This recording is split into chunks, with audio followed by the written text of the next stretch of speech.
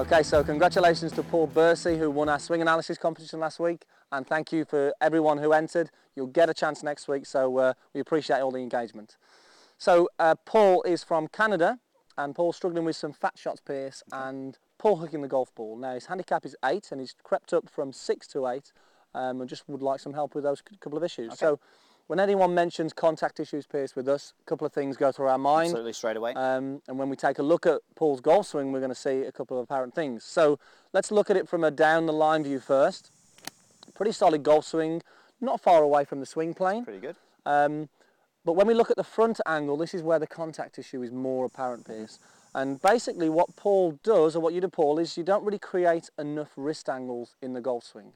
Okay, so that really has a big effect on not only power, but how you get back to the golf ball from a strike point of view. Absolutely. So, Pierce, what are we looking for from a wrist angle point of view in the golf swing? Okay, so the best players in the world generally use their, well, they all use their wrists very well, but they generally set the club on the backswing. And by that I mean, as they swing back into their backswing, they create an angle between the shaft and the forearm, approximately around about 90 degrees. So when that left arm is parallel to the ground, is a checkpoint we use, shaft and forearm is approximately 90 degrees. And then as they start their downswing, they at least hold on to that, or even sometimes decrease that angle. So they might even get it going towards 70. Sergio, we know, he actually goes a little bit more than 90 on the way back, but on the way down he really creates that extra acute wrist set angle. Great for power, great for contact, and actually good for direction as well. Okay, so what does Paul do? Let's have a look what Paul does. Let's just demonstrate what he does. So as you mentioned, this is where he needs the work. So in the backswing, Paul, unfortunately, you don't get a lot of wrist set. You don't get a lot of wrist angle here. So you're in this sort of position here, so not a lot of set. On the way down, unfortunately, the club head is thrown in too early, and we create an early release, which makes the bottom of the swing arc before the golf ball. Okay, so contacts, direction, a problem. Perfect. So we don't quite create the wrist angles, and then we sort of lose any of the angles that we've created early. So again, big power, big issue on contact there. So when we look at your golf swing, Paul, it's pretty good, but there's one thing that's really at the root of the problem here, Pierce, and that is in the setup, and it's all really around the left-hand grip.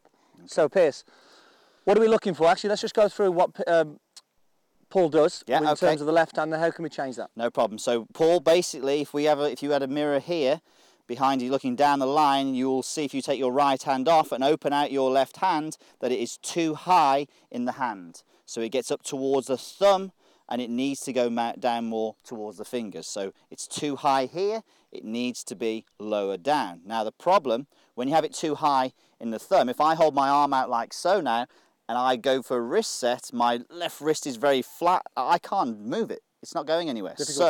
Very difficult to do.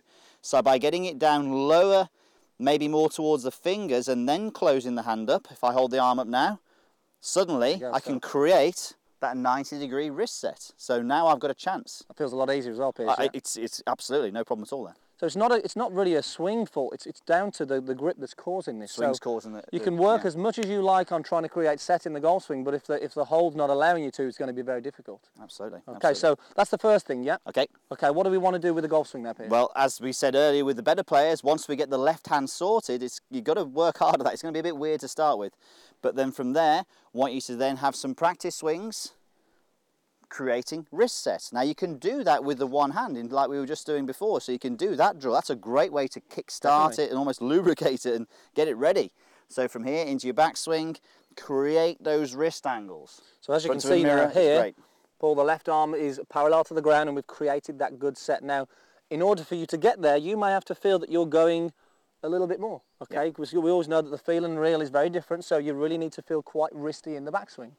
So once you've created those angles, what do we want to do now, Pierce? I want to hold on to them. And as we always say, holding on to those angles, the best way to do that is get the lower body to fire first, then the torso starts to pull down, and then you can see the angles are hopefully being maintained. Yeah, so we can see here how much those angles are. This is probably an exaggeration. Absolutely. But you can see there we've got this huge angle between the forearm and the shaft, and that then is going to create that power at impact, but also that downward strike on the golf ball, which a lot of people are after with their irons, Pierce. For sure, yeah.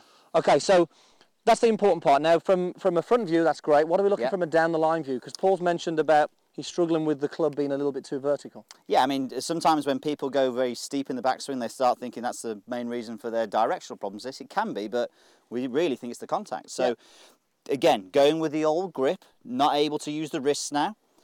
As you swing back, Paul, you'll notice that your club is very vertical, as he knows. Yeah. But you can see the shaft there. I think that's pretty much pointing down towards my toes, Andy, isn't it? Yeah. So no real wrist set here.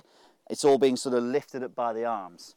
By the time we get the club lower in the left hand setup, and then work at getting the wrist set, hopefully it will find its way onto a better backswing plane. So we can see now if we were to draw a line from the butt end of the club down, it should be close to that target line. Should be ideally pointing towards that target line where we know Paul's earlier was down more towards the toes, yeah? Absolutely. When there was no wrist set in the old grip, it was very steep like that. Now, hopefully, it'll be more like that. So we've got 2 checkpoints. We've got one from the face on where you can create that set, and we've got one from down the line where you can get that butt end pointing down at the target line. So 2 great checkpoints, Pierce, there, Absolutely, but it all revolves around getting a good hole. Yeah. Okay, so get that right, the rest of it will sort of fall into place a lot easier. So, hope that helps, Paul. Please post your questions or post your comments, please, if anybody else has got any things to say there. Hope that helps you guys as well at home, gives you an understanding of creating these wrist angles. It's going to help you create better contact and more power. Thanks, guys. If you want to have the chance to win the swing analysis competition, please check us out on Facebook and Twitter, and we'll see you next time on Me and My Golf TV. Pierce, let's hit a shot. I want to see you get close to that flag. Got to have a go after all that practice. No problem.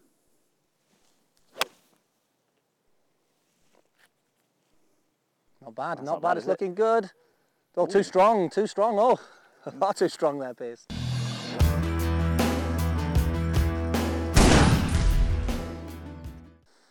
So congratulations to Paul Bursey, who won our swing. Oh, gosh. So congratulations No. to.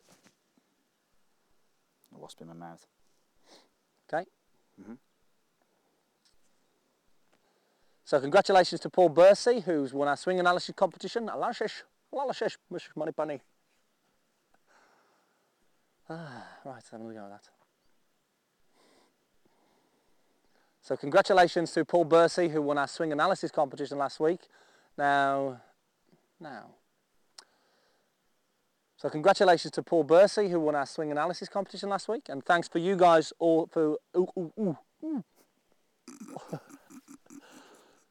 let's have another go.